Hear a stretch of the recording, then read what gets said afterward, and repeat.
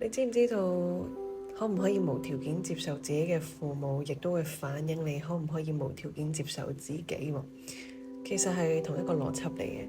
你唔能夠接受到父母某啲部分，其實你已經設立咗一種信念同限制。呢一個亦都會成為你睇一切嘅東西嘅時候嘅濾鏡。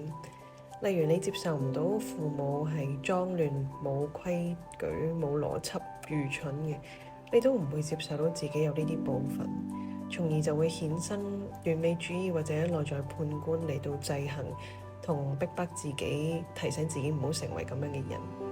從結果嚟講咧，大家以為可以令到人生更加完美，但係其實出發點咧都係由憎恨同抗拒開始。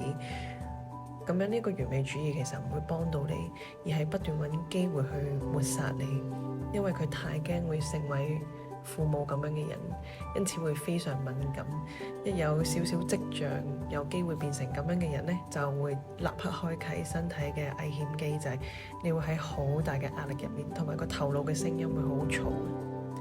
接受呢係無條件嘅，你並唔需要對父母某啲你唔中意嘅部分感覺到喜悅先至叫接納。呢個係聲明同選擇，就算佢哋點樣都好，雖然都會引起我嘅憤怒或者唔開心，但係我都就係會揀接受佢哋，就係咁嘅咋。就正如你有憤怒、無動力，大家稱之為懶惰，但係其實呢個世界冇懶人㗎。你都可以無條件咁接納你自己。當你咁樣嘅時候咧，其實呢啲負面嘅情緒或者負面嘅狀態嘅任務已經完成啦。嗰啲負面嘅狀態其實只係提醒你一樣嘢㗎咋，就係我哋嘅內心其實唔快樂。唔快樂嘅源頭係遺棄同討厭自己。你會唔會咁樣呢？